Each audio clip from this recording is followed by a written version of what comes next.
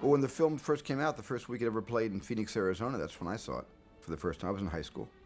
And I couldn't really comprehend the enormity of the experience, so I wasn't really able to digest it in one sitting. I actually walked out of the theater stunned and speechless and didn't quite understand the impact that film had had on me until months later. I'm talking about months later, because I didn't see it 2 times in the 1 week. I saw it one time, and it just pulverized me. I went out and bought the Maurice Jarre soundtrack. And for the next couple of months, I played the score over and over and over again. They had a sort of a little production book inside the soundtrack album. I just devoured each picture, wanting to understand how that film was made. It was a miracle, that picture. What is it, Major Lawrence, that attracts you personally to the desert? It's clean.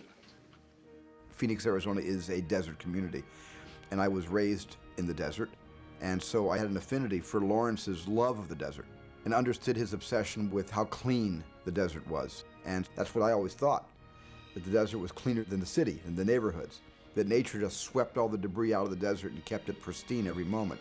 And it was that moment of Lawrence and nature sort of at one with each other that I really could relate to on that very natural level. Oh, thanks, Dryden. This is going to be fun.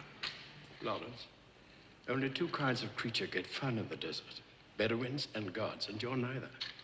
Take it from me. For ordinary men, it's a burning, fiery furnace. No, Dryden. It's going to be fun. On a purely tactile and visual level, it was just the transitions. The transition that blew me away was when he blew out the match and it became the sunrise over the desert. I mean, moments like that, which I couldn't articulate then, still subconsciously aroused my curiosity about, well, how do they get those moments? How do those shots happen? Do they have to actually get up in the morning at 4 o'clock and wait for the sun to rise?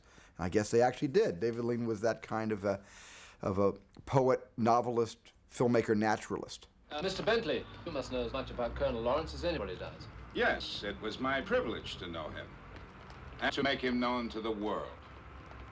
He was a poet, a scholar, and a mighty warrior.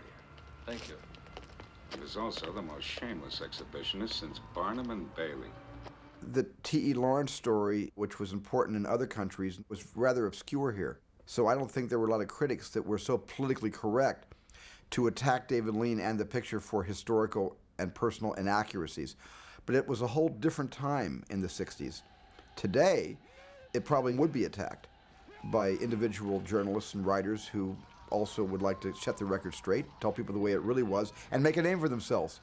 And I think probably the film wouldn't have ducked the bullet today the way it did then. I think it all depends on what history you're playing with. Are you playing with obscure history, history that most certainly Americans know nothing about? Or are you dealing with the kind of history that's taught every day in schools?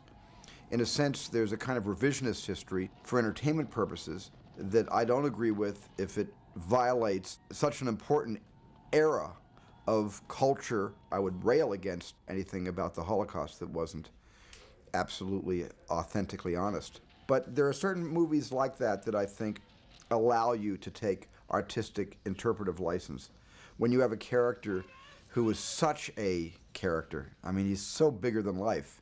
And I just don't quite think that film would have been as romantically poetic had it been just a chronology of the actual life of T.E. Lawrence. To be great again, it seems that we need the English or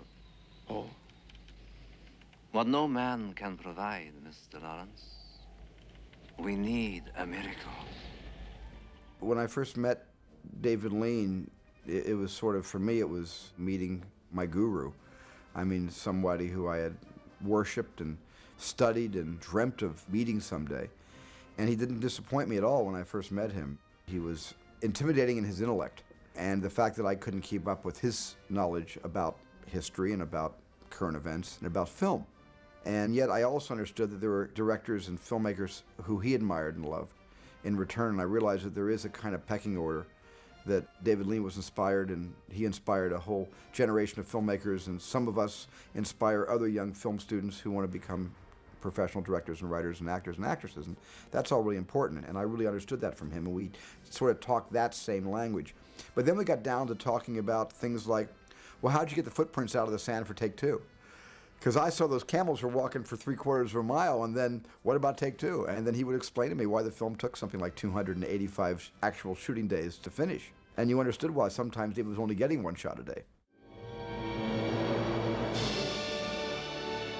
I was involved in the restoration of Lawrence, and I remember the honor of sitting next to David the first time we showed him his own film.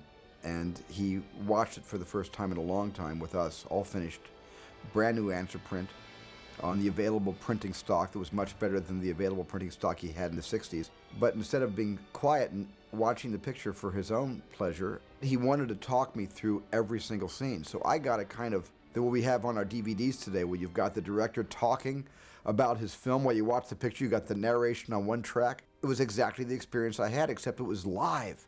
And David Lean is next to me, giving me all the details of how every single sequence was shot, where it was shot, what Peter O'Toole was like that morning. That was a good morning for Peter, a bad morning for Peter, what it was like working with Omar Sharif, what it was like working with Alec Guinness again. I mean, David was narrating the backstage how I made Lawrence of Arabia while we were watching together Lawrence of Arabia restored. It was an amazing couple of hours for me.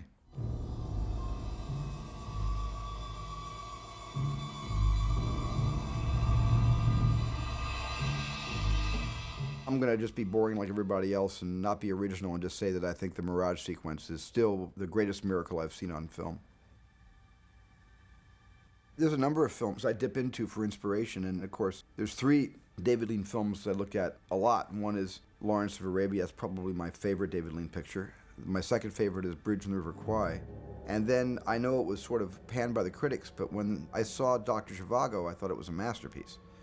And I was just also very emotionally pulverized by that picture. So those 3 films I every once in a while look at again, especially before I start my own picture. Make God your agent! Akbar! Here's what happened today. They could make Lawrence of Arabia today digitally by combining digital effects with live action effects. But in a sense, that's like going to Victoria Falls. And instead of taking the National Geographic Hasselblads to photograph the falls, you say, you know, we don't have to send a photographer to Victoria Falls. Let's digitize Victoria Falls. They'll never tell the difference. Well, people can tell the difference. They know a real wave from a digital wave, a real twister from a digital twister. People know this. And I think that Lawrence today would probably cost about $285 million to make in today's money. And to do it digitally would be a tremendous sin, because what makes that film, unlike any film that can be made again, is that it was done naturally, with the elements of light and sound and maybe the greatest screenplay ever written for the motion picture medium.